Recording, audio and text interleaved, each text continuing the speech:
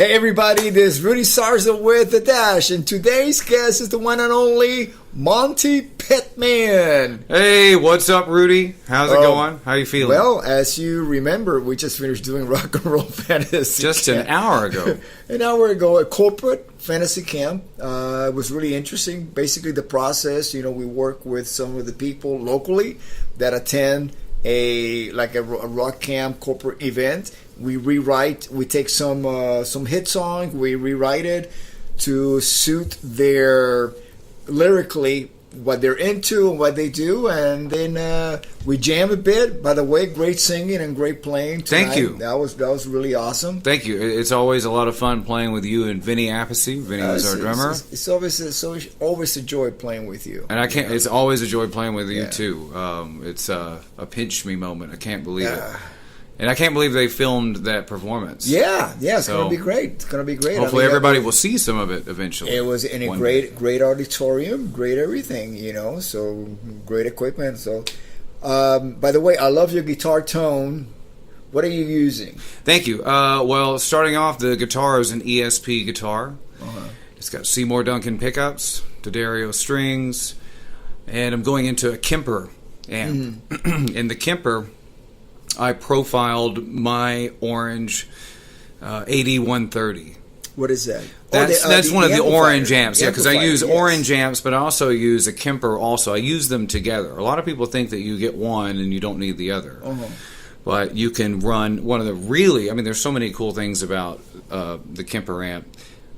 We could use this whole podcast talking about it. But the Kemper is only one part of the sound, and there's an untouched direct out that goes into another, so you can go into another amp. It's just like you're plugging into that amp. So with before, a lot of processors or effects processors, some sort of digital amp like that, to go into another amp, you're just using a feed from that amp. So, but this way it's untouched. It's just like you're going straight through it. It's completely bypassed. Yeah. So then you have the best of both worlds. Yeah. You have your real amp, and then you have the digital side of it. And because one is digital, one's analog, you get a little bit of separation. So what do you get from one that you don't get from the other? Well, one for the Kemper, I can you can have any amp that you want. You could just get a copy of it online. They have something called the Rig Exchange. So let's say today we were playing and I needed a Fender Twin for a certain song we were doing, like for the Rolling Stones or something like that. I could get that same sound. The difference in a Kemper and some of the other amps like that is you actually record the amp sound with your mic. You're not building that sound with a bunch of EQ. Or something like that. So it's kind of like sampling. Got it. So there is people that are dedicated to sampling certain amplifiers, and they just upload. Are they connected with the company, or are they sponsored by the company? Or no, but there's different people. There's some different guitar players who will do that too. There's one guy. It's called the Amp Factory. I don't know if he's put anything new on there in a couple of years, but a few years ago when I first started using this, I discovered him. And he would go through and find amps all over the globe and profile them. And then he would sell them, kind of like on iTunes or something when you're just buying. You sell them? Wow, this guy does. Other people do. There's different rig packs called a rig pack, so you can get all these different amps. Wow. They have those for basses too. Yes, they have it for bass also. And what's really cool is they can keep updating the software. So if they come up with a new effect, like there's effects in there that I haven't heard anywhere else. Like I haven't heard in pedals. And I was digging that kind of looping that you were doing. Yeah, there's also a looper. Everything is so user friendly to where, like, if we're playing, so we did this with Come Together when we did Come Together. And at the end, at first, I just play the rhythm part and then I loop that real quick, and then I go back, keep that loop going. And play the lead over it. I mean, we were playing with Vinny Appice, in case people are listening too. So we're doing like a power trio, rock and roll fantasy camp band, and do you think that that scenario works better when there's a click going on, so the loop is locked onto the click, basically? No, and then not the drummer? necessarily, because it's not going to a click. You just set the loop with whatever you're playing. Yeah. But I don't think Vinny was aware of that, and he just kept playing with a certain feel rather than to turn it around and try to catch the feel of the loop. Yeah, and there's another button on the foot switch where, let's say, the drummer has gotten off time with what the guitar's doing. You can hit a button and put it back on the one. How cool is that? Yeah, and then you can reverse it. You can keep layering things. I heard that. I heard the so it's kind of fun to play with. Less is more on some of that kind of stuff. Yeah. But I say that it's the greatest invention ever for a guitar. No, I mean I've heard you play with a Kemper a bunch of times. I've seen your demo at NAMM, and it's phenomenal. It really is. Yeah, and I use it for what I do live. I mean, there's other people that will use it for so many other things. Yeah, another reason why it works so good for you, and I'm just asking you this, is because you run the gamut of being Madonna's guitar player for how many years? 18 years. 18 years, and then you also play with you have your own solo career. Also, you play with bands like Prong. With this like a metal prog band. Oh yeah. So you can in one box you have all these different amplifiers. Yeah, and this is that's how I first got into it. I used a Fractal Axe FX 2 in 2012 on tour for that, and that was just amazing. And there's a lot of people who still use those, and it's great. And Line 6 has something now that's their version of that. Yes. So the more things like that, the better, because each company is going to do something where, then the next company is going to try to top that, and so that's part of the whole evolution of this entire way of doing things. Yeah. And in 2016, then I started using a Kemper because that works more like an amp, and it was a little more user friendly. So so then I went over with the Kemper. Yeah.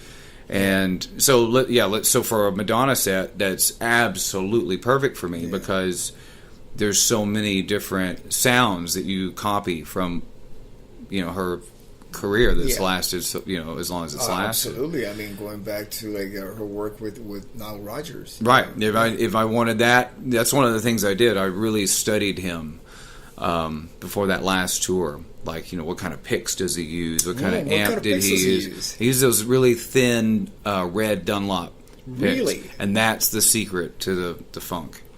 And what kind of strings? I don't know what he uses, those strings. Because that I'm not sure. There's a certain slink to them, but also there's a stiffness to them.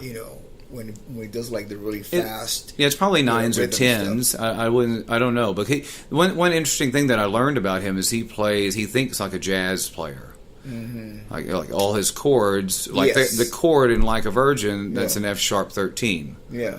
But the way he plays is so quick and staccato that and sometimes he'll only concentrate on 3 of those notes. He'll just concentrate on the triad. Yeah. From there, or anywhere, any 3 strings at once. Yeah.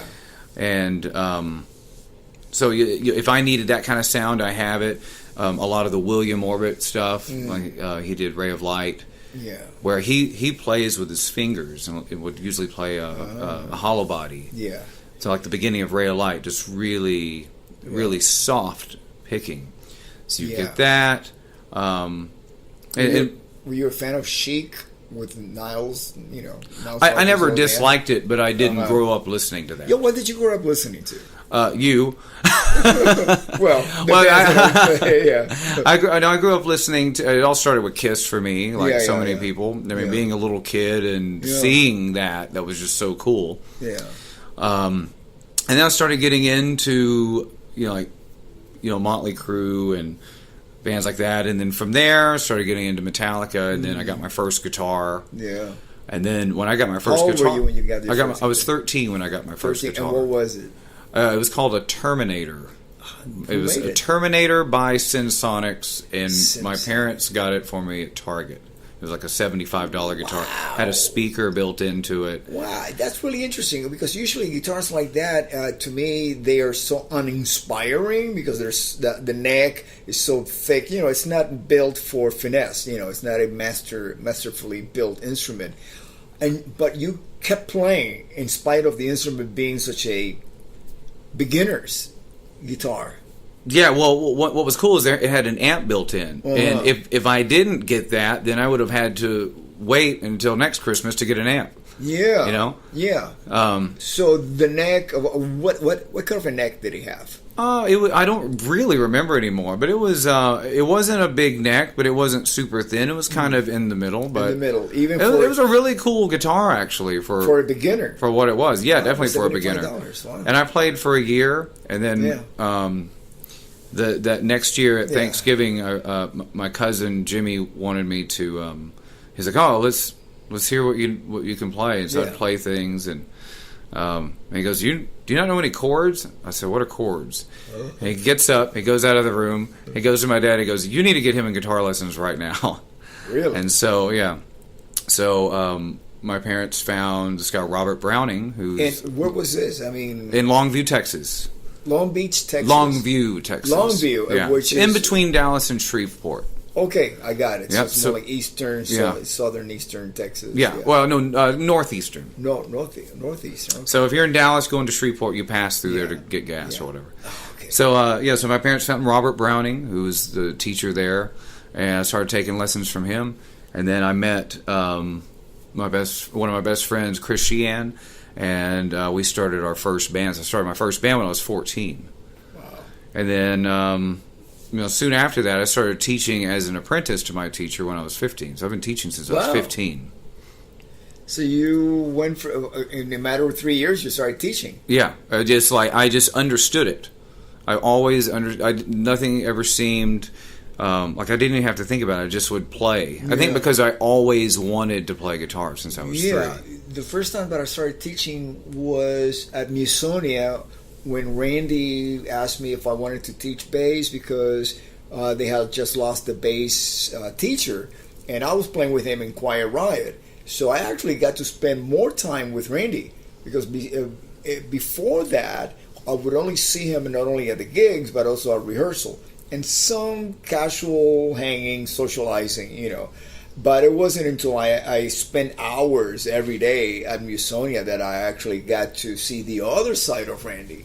The Randy actually playing covers, because the students would ask him to show him some Van Halen or whatever was popular at the time, and Randy would say, "Okay, we'll make a deal. I'll teach you that song, but you also have to learn this theory that I'm going to teach you, which is based on what the guitar player on this particular song is doing."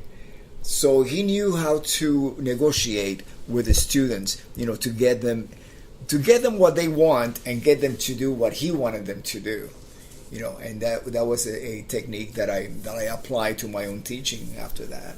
It's kind of similar to my guitar teacher. He would, if me and some of my friends would want to learn, a Slayer song, he'd be like, "Okay, well, first let me show you this," and he'd show us like jazz. Yes. And like, "Well, here's a minor 7-flat 5 chord," and we're like, "Well, that's not Slayer." And then we're like, "Okay, well, now will you show us the Slayer song?" And it's like, "Well, now you take what you learned from the jazz and you apply it to the heavy metal world." Yeah. So, do you know Alex Skolnick? Very well. Yeah, I mentioned him because he happens to be one of those guys who's actually in between the jazz world and the Testament world. Yes. And he's prolific at both. He knows how to apply certain theory to Testament and, of course, to jazz. And he's amazing. But you're doing something similar to that because you're stretching out musically as an artist with your own solo material. I started out as a solo artist playing just acoustic guitar and vocals because that way I could go play anywhere. Sometimes if you have a band, especially living in LA, hey, I got this gig next month, on the first Friday. Can you do it? Oh, I can't. I'm going to be out of town. Okay, I can't do that gig. And that's why I moved to LA from Texas, is to play music. How old were you? I was 24 when I moved to LA. And what was going on in LA at the time? I moved there right at the end of '99, beginning of 2000. Oh, okay. So Okay, that's I wanted to start the new millennium there. Yeah, so I can tell you that prior to that, it was a slow exodus.